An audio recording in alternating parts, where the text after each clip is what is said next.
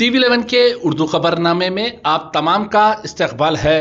हल्के Maheshwaram Jalpally municipality ward number 10 में महेश्वरम हल्के के MLA पी सबिता इंदिरा रेड्डी ने पैदल दौरा किया है। इस मौके पर जलपल्ली म्यूनसिपालिटी के चेयरमैन अब्दुल्ला बिन अहमद सादी और जलपल्ली के म्यूनसिपल कमिश्नर और वार्ड नंबर 10 काउंसलर और दीगर ऑफिसर्स मौजूद थे।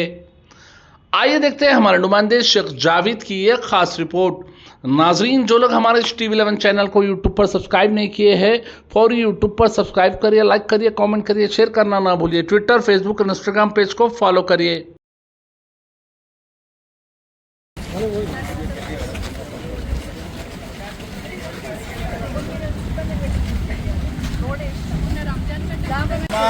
सभी वार्ड में सैनिटेशन टोटल फेल है।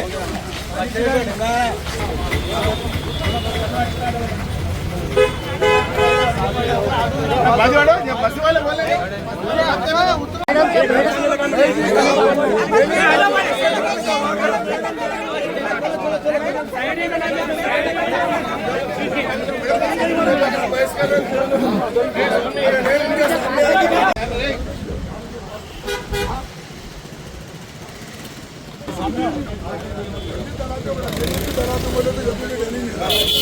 रोड का कैसा बोले रोड का भी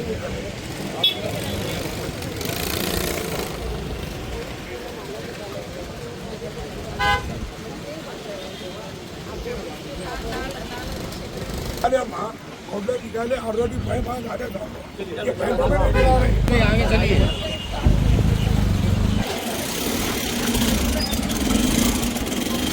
अभी आगे जरा लेवल करेंगे तो सीधा वाला करा दो। गाड़ा इतना डेंजर चला दो।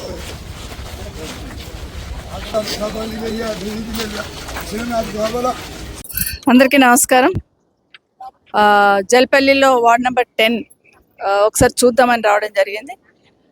గతంలో కేసీఆర్ ఉన్న 5 సంవత్సరాలలో జల్పల్లి మున్సిపాలిటీకి మొదటి ప్రాధాన్యత ఇచ్చి వాటర్ వర్క్స్కి కానీ, రోడ్స్కి కానీ, డ్రైనేజ్కి కానీ మ్యాక్సిమం ఫండ్స్ అలాట్ చేయడం జరిగింది.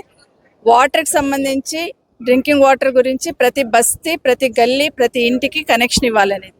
ఇంకా ఎక్కడైనా కనెక్షన్ పెండింగ్ ఉంటే వాటన్నిటిని కూడా ఏమని చైర్మన్ గారు ఉన్నారు ఇక్కడే, చైర్మన్ గారు కూడా రిక్వెస్ట్ చేస్తున్నాను, కమిషనర్ గారు ఉన్నారు, ఎక్కడైనా గల్లీలలో ఇంకా పెండింగ్ ఉంటే వాటర్కి సంబంధించి ఇమీడియట్గా ప్రపోజల్ ప్రిపేర్ చేయమని.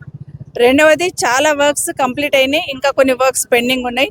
గతంలో కేసీఆర్ గారు వచ్చినప్పుడు, కేటీఆర్ గారు వచ్చినప్పుడు SDFలో కానీ, అదేవిధంగా HMDAలో కానీ చాలా నిధులు మన ఒక జల్పల్లికే ఇచ్చున్నాం. HMDAలో 45 crores జల్పల్లికి ఇచ్చున్నాము. SDFలో 25 crores ఇవ్వడం జరిగింది.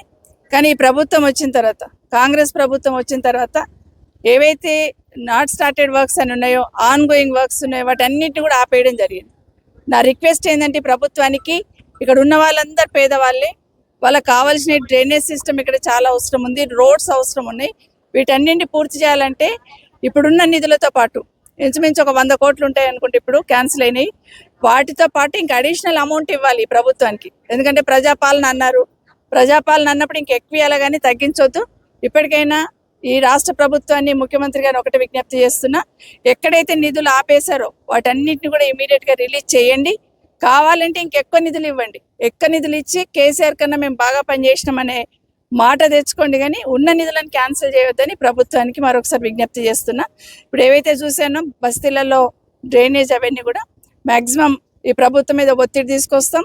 ప్రజల అవసరాలను ఖచ్చితంగా ప్రభుత్వం దృష్టికి తీసుకెళ్తాం. వాటిని పనిచేయించడానికి చొరవ తీసుకోవడం జరుగుతుందని మీ ద్వారా తెలియజేస్తా ఉన్నాను. ఎందుకంటే ఇక్కడ రెక్కాడితే కానీ డొక్కాడని వాళ్ళే, మధ్యతరగతి, పేద తరగతి వాళ్ళే ఇక్కడ ఉంటారు. సో వాళ్ళందరి ఇన్ఫ్రాస్ట్రక్చర్ కోసమే గతంలో ఎన్ని నిధులు తీసుకొచ్చినా ఇంకా అంత డబుల్ పెట్టినా కూడా ఇక్కడ పనులు కంప్లీట్ కావు. కాబట్టి వాటన్నిటి కూడా నిధులు ఈ ప్రభుత్వం ప్రత్యేకంగా జల్పల్లి మున్సిపాలిటీ మీద దృష్టి పెట్టి నిధులు మంజూరు చేయాలని రిక్వెస్ట్ చేస్తా ఉన్నాను. లాస్ట్ 5 yearsలో బాడీ వచ్చినప్పటి నుండి, నేను లాస్ట్లో గెలిచినప్పటి నుండి ఈ ఒక్క వార్డులోనే 5 కోట్లు ఖర్చు పెట్టినాం. 5 కోట్లలో 1.5 crore డ్రింకింగ్ వాటర్కే ఇచ్చినాం. సో 3.5 crores రోడ్స్కి ఏదైతే ఇచ్చున్నామో దాంట్లో ఇంకో 50 lakhs పెండింగ్ ఉన్నాయి. అవన్నీ కూడా రిలీజ్ చేయాలని ప్రభుత్వాన్ని కోరుతా ఉన్నాం. బ్యాలెన్స్ అమౌంట్ ఇంకా చాలా అవసరం ఉంటుంది. వీలుంటే ఇంకా ఎక్కువ ఇవ్వండి, కానీ ఉన్న నిధులను క్యాన్సిల్ చేయొద్దని ప్రభుత్వాన్ని విజ్ఞప్తి చేస్తున్నాం.